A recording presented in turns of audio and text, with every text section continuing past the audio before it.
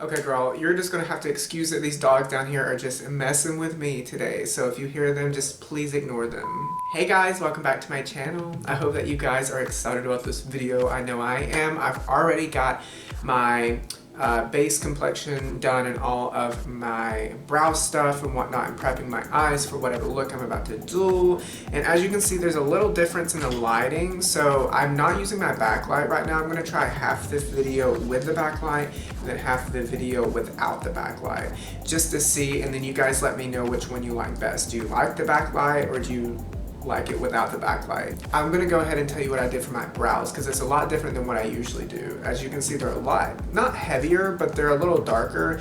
And the reason being is because I got a new product today, and this is the Urban Decay Brow Blade. And this is in the shade Ginger Snap.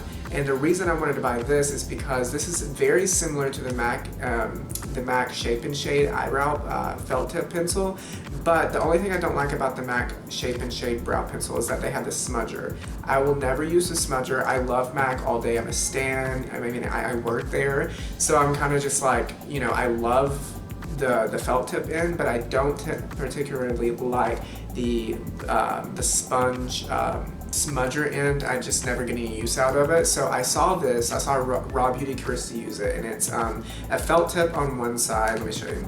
A felt tip on one side, which is great for brow, like hair-like strokes. And then if you just want to fill it in one day and just have just give it some color, then you have like a pencil side. And let me tell you, these are creamy AF. Like, they're really nice, and it's waterproof, the felt tip and everything. Even the regular brow pencil part is waterproof as well, so you don't have to worry about it coming off.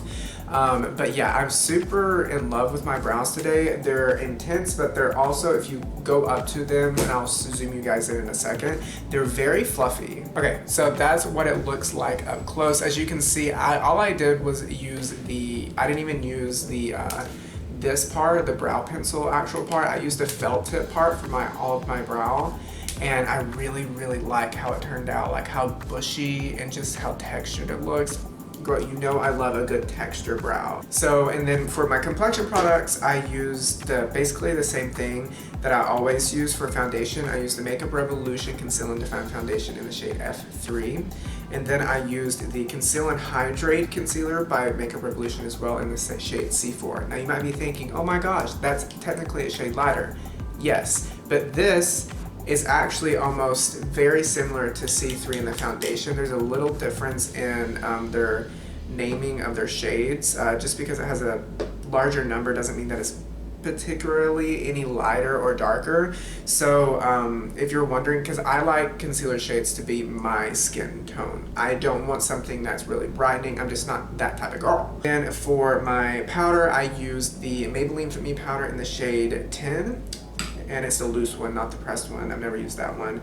And then to go in with my high points in my face, so here, here, here, here, and here, I go in with my Studio Fix powder in the shade NC15. This acts as a little bit of a highlighter and sets the parts where I get oily a little bit more. And I'm not that shade right now. NC15 is too light for me, so it's a great highlighting shade for me during the summer.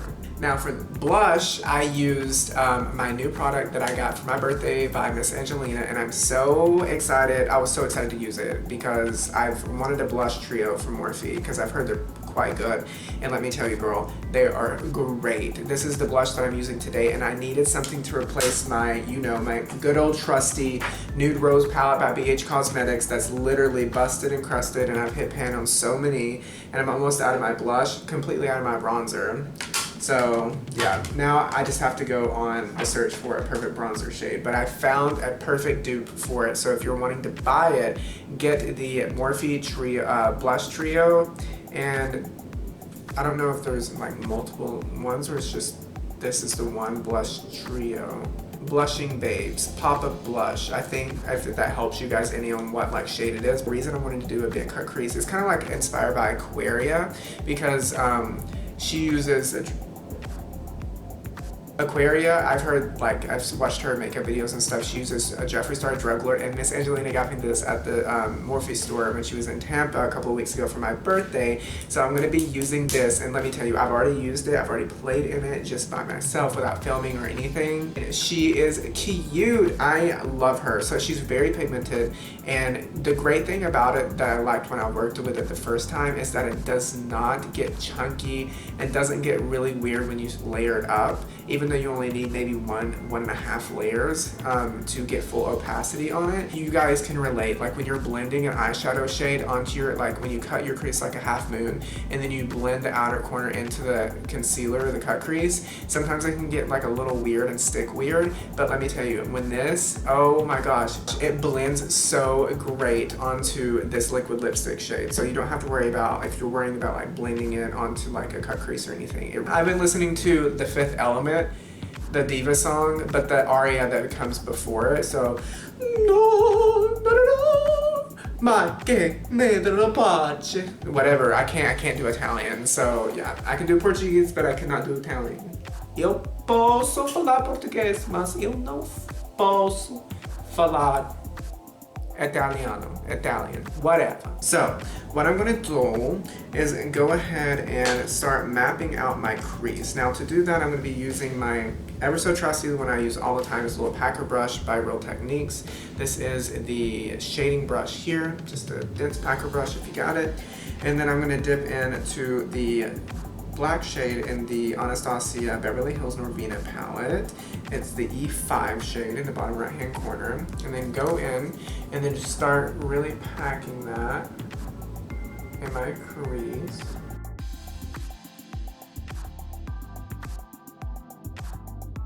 So it's just like that, and then really packed onto the outer corner as well. And make sure that you do bring that shade up into your inner corner to carve out that crease. And now I'm just going to take the same brush and just start blending very lightly out the edges and keep it very concise and very, very compact, and don't blow it out too much with the black, because we're going to really smoke it out with a bright orange.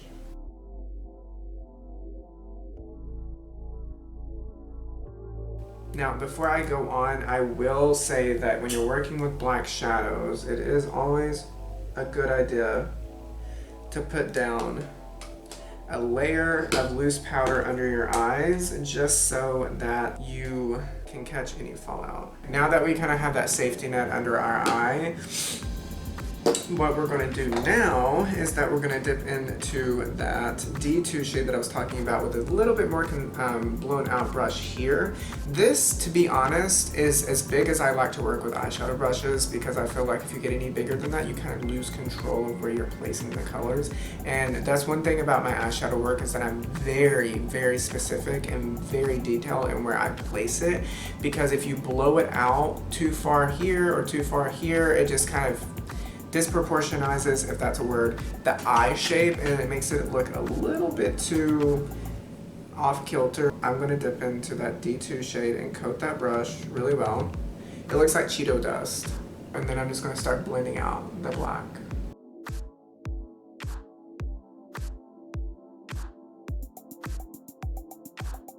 It just looks a little less blended on camera, but in real life, she's pretty blended to Philip, and she's really blown out. I'm gonna go ahead, go off camera and take off. You remember me telling you guys that I take off with micellar water and a Q-tip, and just take off the portion that I'm gonna cut my crease with. I'm gonna go do that real quick, and I'll be right back. Okay guys, so I obviously look a lot different. I am back.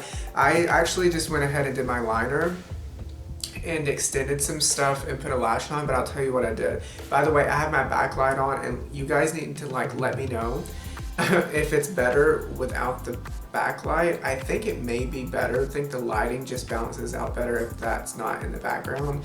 So yeah, but let me know in the comment sections. But if you got my number, text me and let me know. What I did off camera basically, so I went and did my, took it off, that part of the concealer that I'm going to cut my crease, that area off with micellar water and a Q-tip, just to kind of keep from building up products on top of each other like concealer and then liquid lipstick, because then that increases the chances if you just put liquid lipstick on top of a concealer that it bunches up and then it just kind of just doesn't look great. So always when you're cutting your crease, even if it's just with regular concealer and not like a liquid lipstick like this, make sure to take it off before. So after I did that, I went and extended this black part down and then put the white right here in this area, and then extended my waterline and pulled my eye this way, and I flicked out the eyeshadow just a tiny bit here just to kind of help it out, but the main concentration is going to be out here.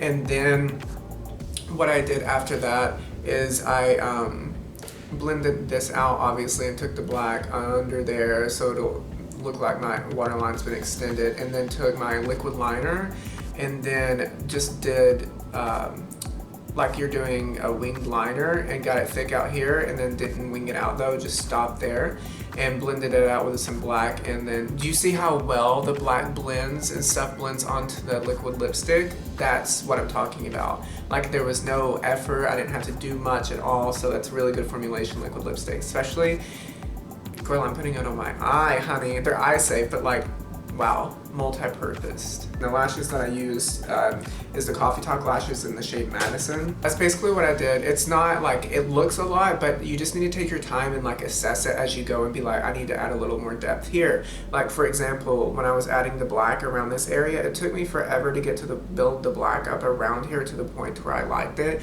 and keeping it in that general like shape, because you can just put black all day, but if you start bringing it down too far, it just kind of looks weird. So make sure you tight line it really well.